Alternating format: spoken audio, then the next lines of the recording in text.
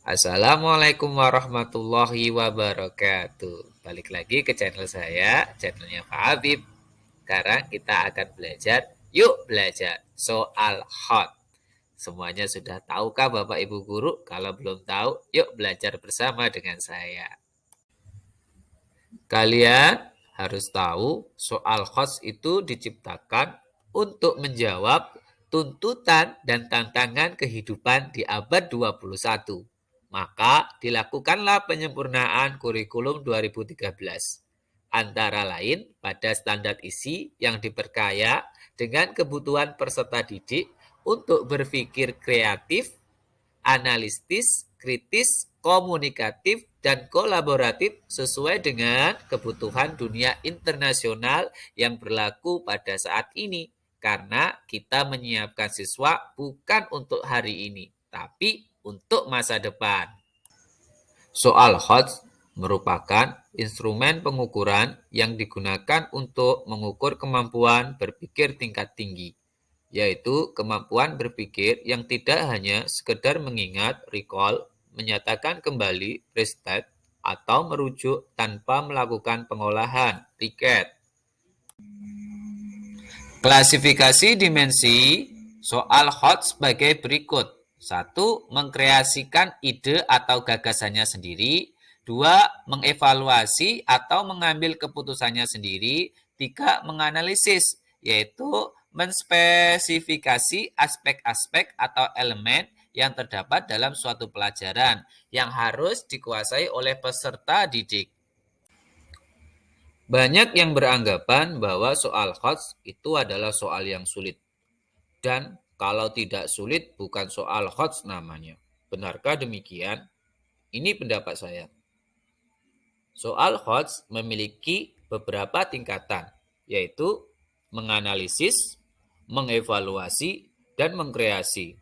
Semua tingkatan ini termasuk golongan yang sulit karena siswa dituntut mampu mengevaluasi segala aspek dalam soal, serta mengambil keputusan apa yang akan ia lakukan dalam soal tersebut, serta siswa dituntut mampu mengkreasikan ide-idenya menjadi suatu yang nyata.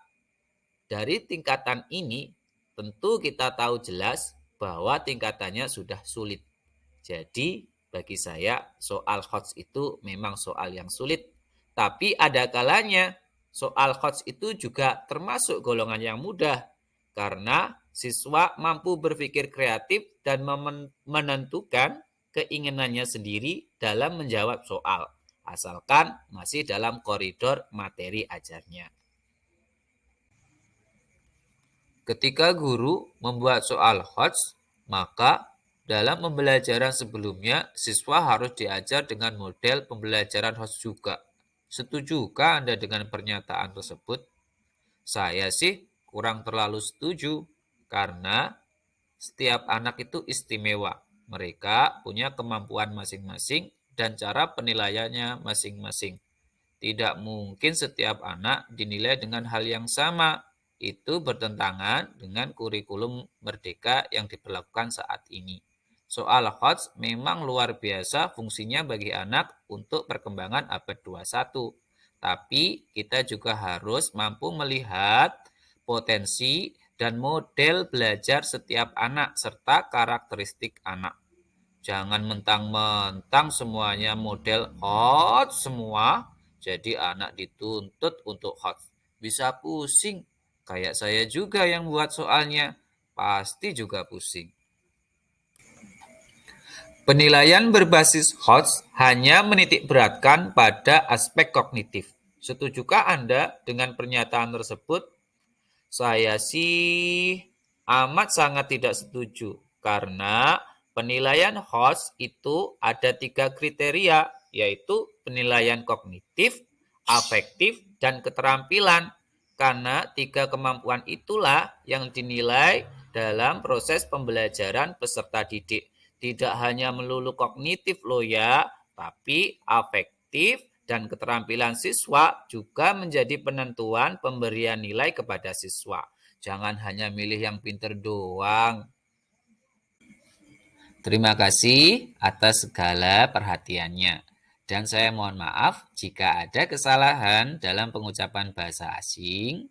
Dan bila ada segala sesuatu yang keliru dari pemaparan saya, mohon kritik dan sarannya. Saya dedikasikan video ini untuk tugas perkuliahan saya di PAI E3 dalam Warangka PPL PPG PAI Batch 3 tahun 2022 di UINHAS Jember. Salam sukses untuk kita semua. Saya akhiri. Wassalamualaikum warahmatullahi wabarakatuh.